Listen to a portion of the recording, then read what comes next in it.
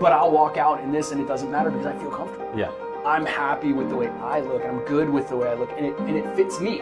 But to give that empowerment to folks to say, hey, I'm more comfortable in who I am.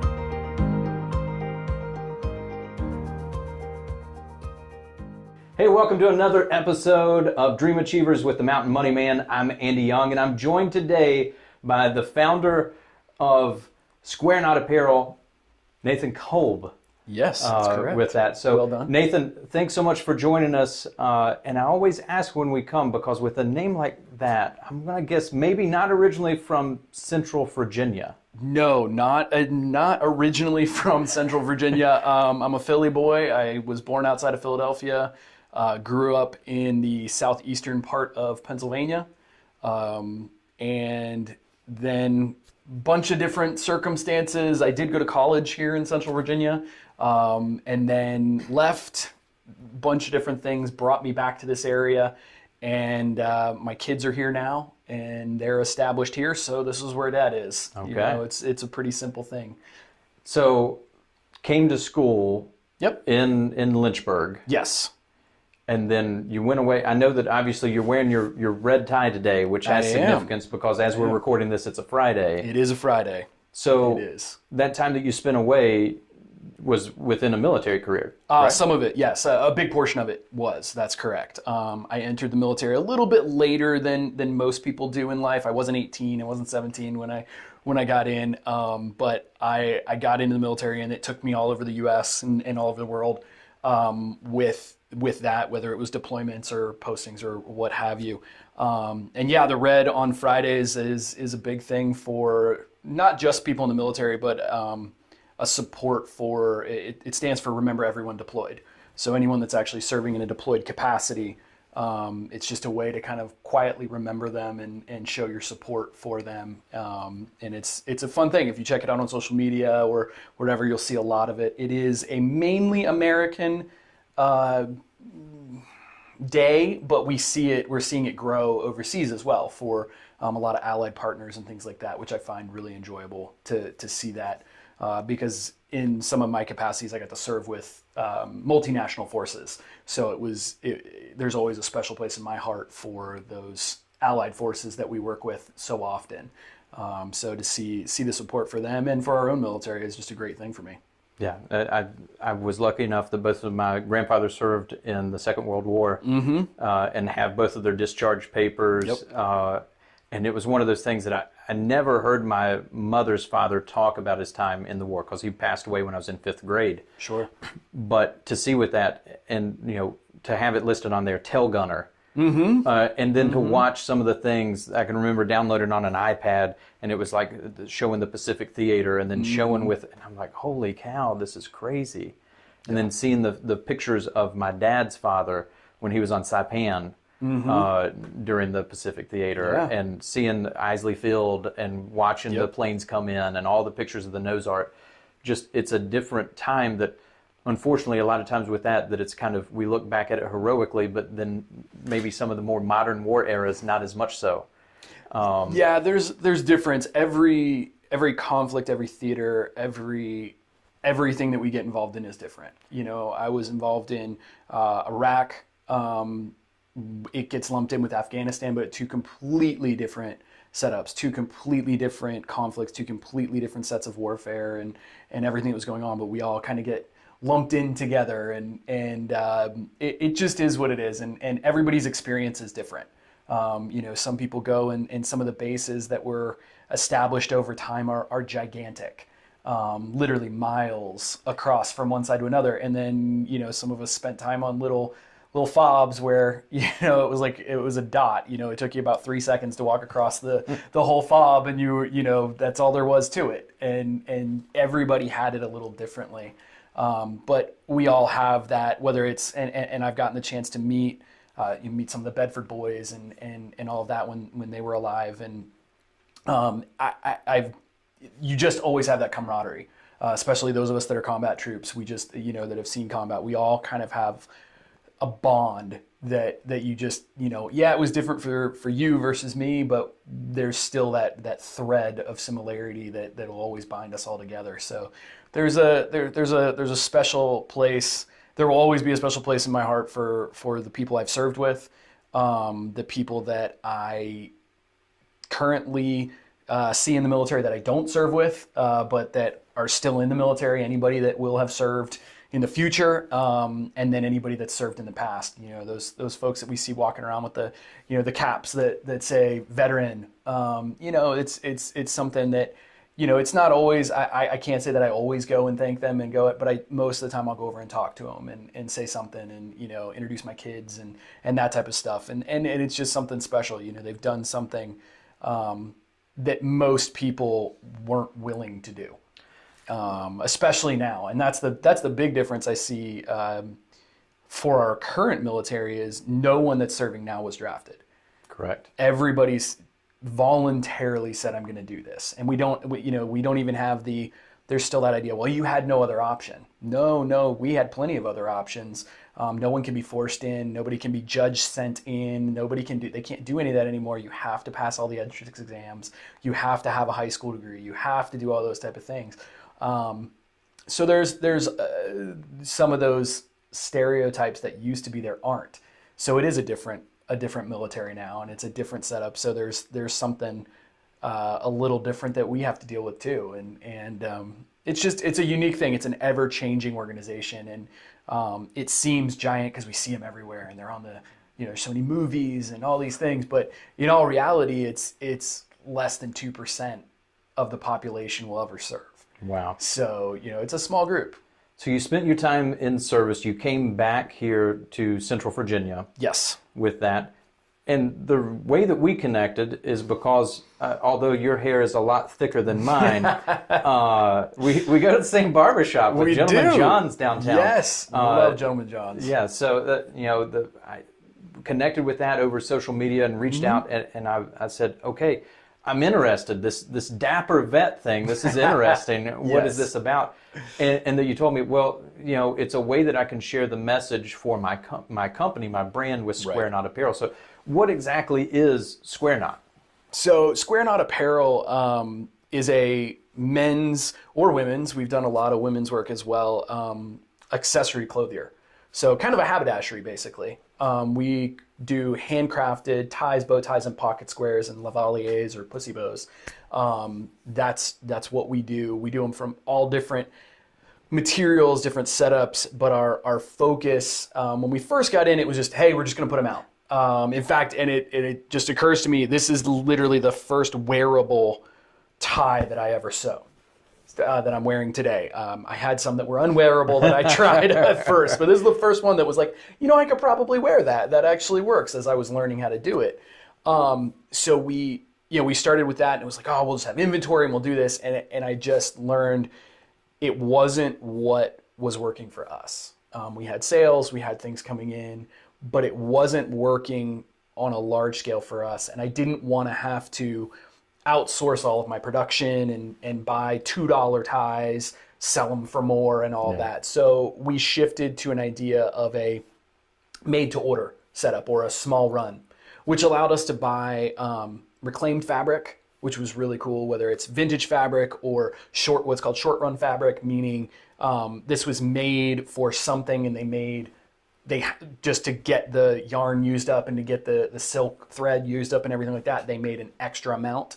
So they'll cut it off, send whatever was sent to wherever they wanted to send it to, and then there's this half a bolt or it's like a remnant. 6 yards. It is. It's similar to a remnant, but you never know how much it's going to be and those sort of things. And they're really hard to sell. And there's literally fabric stores in the fabric districts in New York and or in the fashion districts of New York and LA and all over that just have entire warehouses full of these things. So I'm a big person that is against waste in any way, shape, or form. So I saw that and I was like, I can't do this. I can't let this just waste sit here. I got to do something with it. So we were able to purchase bits and pieces of that. And, those that I think will work, we buy and we make a short run. And, it's kind of like a good, liquor or something where it's a small batch. This is all we got, and when it's gone, it's gone. And we may never be able to get anything like it again. So if you like it, buy it now, get it, put it in your closet, find out a time to wear it later. But otherwise, make sure that you've got, what you want. And then we've actually just introduced very recently a bespoke setup. So you get to pick everything. And I mean everything. The style of the tie or bow tie or what have you, the fabric, sure, but the width, the length, how is it going to, we'll ask you things like, what tie knot do you normally tie? I had, and this kind of came from another veteran, Nick Palmisano of Ranger Up. If any of you know him, Nick's a great guy and has a great company. Nick, if you look at his company, you would never know this, but he actually is a bit of a dapper guy. I will post some pictures to foresee that of him in a top hat, actually. Okay. That at an event we were both at, and Nick does what's called fancy knots. So they're very intricate and they're kind of woven together and everything. Is I can never find a tie that's long enough, man, and when it is, it's too thick because it's got to be a little bit thinner. Yeah. It's like, well, man, we'll get you hooked up. And we started doing some stuff, and next thing you know, I'm going, there's other people out here that want this. So they can, you can pick exactly what you want for your lifestyle, for what you do. If you wear a tie a lot, maybe you want it a little more relaxed. Maybe you want it a little stiffer so that it'll break in over time. If you don't know what you want, maybe you just need to answer all these questions so you can get something that actually works for you. And we have a lot of folks that come back that and I think one of our customers that did this for his wedding, he's like, I want a completely custom tie for me and my son for my wedding. Okay. And we got it set up for him. He got done, and his wife actually called me about 6 months after the wedding, and she goes, yeah, so I'm supposed to talk to you about ties. And I said, okay, sure. And she goes, yeah, he won't buy anything but custom now. You've ruined him. And I was like, well, good. I'm glad that we've ruined him. Now you're getting something, you get the idea of it. So it is a different experience. Are you going to have 100 of them in your closet? I sure hope so. My kids need to go to college. But no, most likely you're going to have a few of these that are the really high quality ones that are those special ones that you wear. And for a lot of guys, that's the ticket. I mean, that's where this company came from. It came from me actually going out with my team and going, hey, we had finished a training exercise and they said, we would go somewhere nice. I said, okay, we're like, nice? Did you guys bring nice clothes? Oh yeah, we brought nice clothes. Let's go. Okay. And I come down and they're in clean t-shirts. And I'm like, no, this is not nice. What do you mean this isn't nice? Like, no, guys, come on, we got to figure this out. So having to help them, and a lot of them were just saying, man, I just don't have the money to spend on this. And I said, I get that, spending money on suits, you've got a great suit on right now, like it can be expensive. But if you buy some basics in your suits, basics in your shirts, your shoes, you can really show personality, you can show style, you can show a little bit of your fun and who you are through those accessories. Just always think of the TV show Bones. Yes. So always think of the belt. Booth is a great example. His socks and his belt, the cocky belt buckle and his funky socks. And we were talking about socks earlier. Yeah. I don't do socks, but I've gotten the opportunity to work with a couple of different sock companies as the Dapper Vet, which was fun. I was just on a clubhouse with the Southern Scholar Socks, Kevin, with him the other day, and it was a lot of fun to be on with that and do that stuff. So there's it's allowing that personality to come out without having to break the bank. You don't have to buy a $500 or $1,000 or $3,000 suit that really stands out and all of that. You can buy the basics, have those things quality that you get tailored to you, but that are going to last for a long time. And then you can have those ties that you can dress up, dress down. And I try to do that. That's the fun of the Dapper Vet, who, is my persona online, whether it's on Instagram, TikTok, whatever, Twitter, whatever. I can do something like this today where I'm a bit more casual, or I can be dressed to the nines and be fully out. And Lynchburg, Virginia is not the most... fashion forward. Sure, that's a good way to put it. Yeah, let's put it that way. Fashion forward town. But I'll walk out in this and it doesn't matter because I feel comfortable. Yeah. I'm happy with the way I look and I'm good with the way I look and it fits me.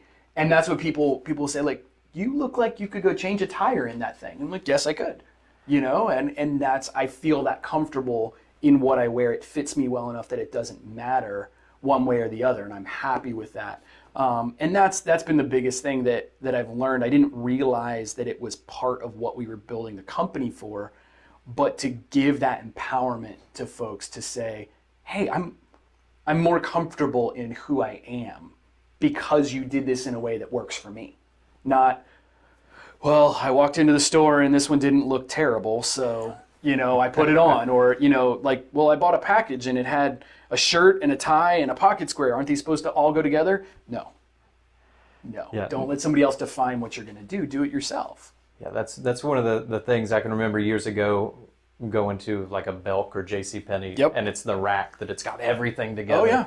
And you go, lime green's not really my color, but I like the tie. Yes. Can I just buy the tie? No, it's a package deal. And it's like, I guess I have a lime green shirt. Yes, exactly. Exactly, yeah. Or you have the person that's trying to help you that is set up and their style is not yours. And nothing against anybody that works in menswear or anything like that, but they're generally keeping their focus on what they have in stock. They're not looking at that wide world. They're not looking at everything else that's going on in men's fashion right now. They're not looking at these different things. And the fortunate thing I've been able to do, and I was just very oddly kind of just lucky. It was just kind of a set of circumstances. I took the opportunity when I first started. Was I got invited to go to DC Fashion Week, and all of a sudden I'm meeting designers, international designers, and I'm meeting models, and I'm meeting all this, and I'm looking at the fashion. I'm going, I didn't even know this stuff existed, but it does. And then you start to learn, and I got to go to a New York fashion show, and I've been to them in LA and different places now, and it's like, oh, okay, there is more out here. Maybe we can play with this. What if we did this? And the different things that you do there, and it becomes fun, and it hopefully, my goal as the Dapper Vet is to be like, hey, I'm an everyman. I work a 9 to 5, I have kids, I don't live in a mansion, I live in a townhouse, I drive a basic car, I don't have a driver, and I have a wardrobe that if you look at my Instagram or you look, is not ever, never ending. You'll see the same things kind of pop up over and over again, but you're going to see them in different coordinations and in different setups, and you're going to see them in different places too. You might see it, oh, he's out today, so he takes a picture. I mean, I was just taking pictures before we did this on like, hey, I gotta get some pictures of this, and I might be out and about doing it. I might be at the grocery store and pop a picture. I might be out to a dinner. It might be a gala. You never know what is going to be that thing that's going to come out.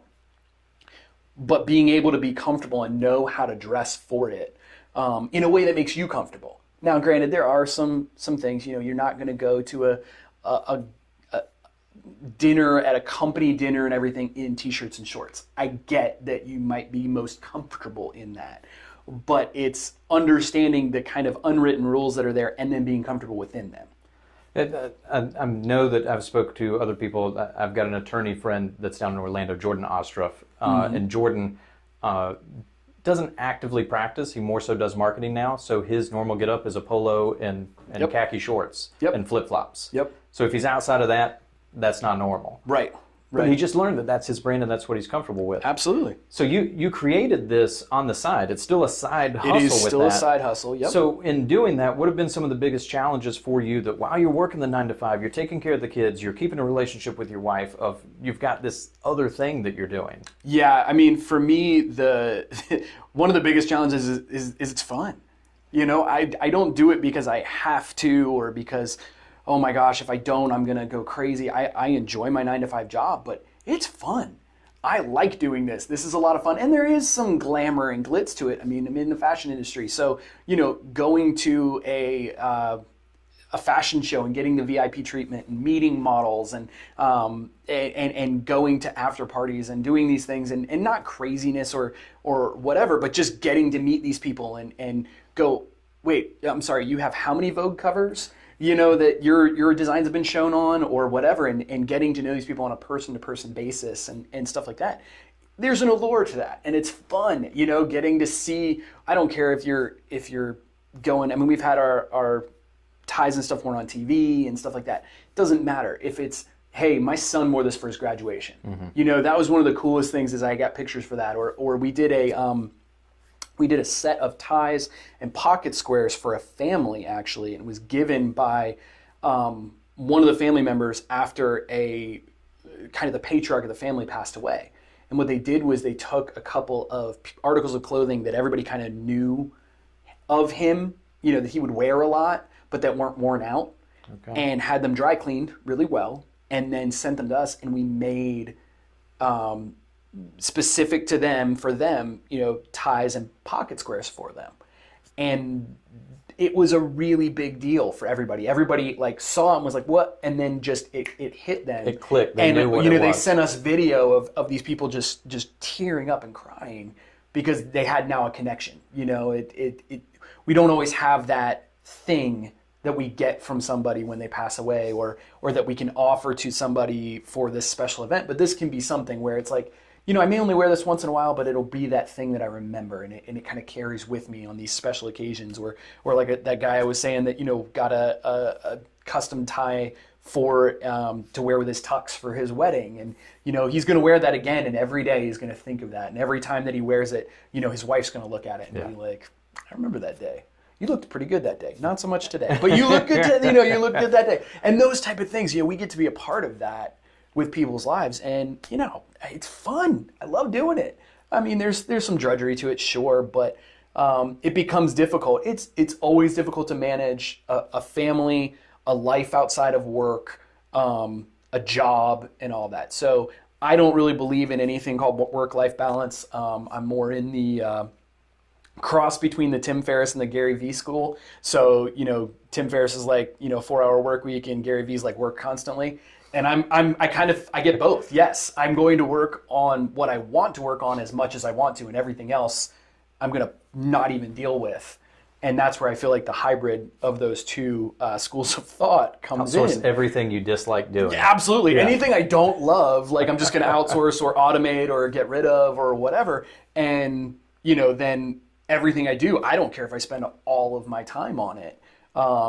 For me, one of the ways I've overcome that challenge is my kids are just as much a part of this as anybody. You know, they're not employees necessarily, so I'm not getting labor laws. Don't come at me, people. But you know, I get them involved. You know, they get to help pick the fabrics. They get to look at that. They've been with me on location. I did an event called Headshots with a couple of veteran organizations that I work with, and it was getting transitioning veterans better headshots that they could use rather than military ones. And I came not only with ties and bow ties and pocket squares and stuff like that for the men that were there, but also as a stylist. So I was helping the women, you know, get everything set. And it was funny to see several of them were like, they didn't come over. They didn't want to help. I got this. And they go sit there, and then the photographer would show them on purpose some of the other people's stuff, and they're like, wow, they look really good. And like, yeah, go see that guy. Like, let that guy help you out. And it was fun to be able to help them out and do that. But my kids were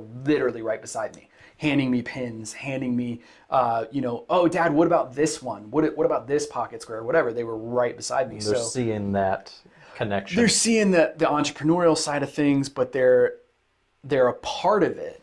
So I don't feel like, oh, Dad had to leave again. Mm-hmm. Dad wasn't here to work with you. No, there are sometimes it's like, yeah, just you need to just go over there. Sorry, Dad's got to work. But you know, those are some of the biggest challenges for me. Is not putting so much effort into it because I enjoy it so much. So you're doing this. You're out in the community, working with veterans, working with other people to make them look better, make them feel more comfortable in their own skin. Yes. For you, what would you say is the impact you want to be remembered for making in this community or on a larger scale?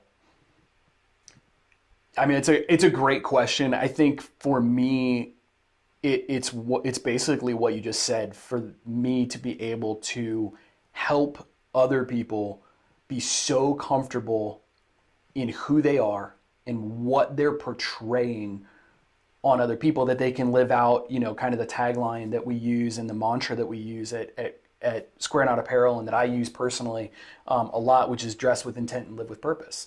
You know, if they can dress with intent and understand what that means and get there to really focus it, and then they can go out and live out their purpose, whatever that is for them.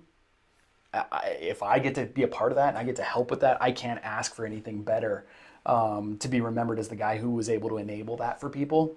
Yeah, I'd call my life a success at that point. So for people to keep up with your story, what's the best way to do that or to find out more about Square Knot Apparel? Sure. Easiest way to find me or Square Knot Apparel is to go on social media. Obviously, there's a website, squareknotapparel.com. You can find me there. Or probably the easier and the more active place is to do on Instagram or TikTok or Twitter. For me, it's _Dapper_Vet, VET.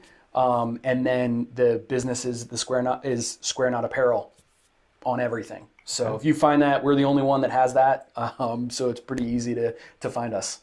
Well, Nathan, I appreciate you sharing your story with that. And we want to continue to focus on other people and share your story of here in Central and Southwestern Virginia. So this is Andy Young, the Mountain Money Man, signing off until next time when I catch you down the road.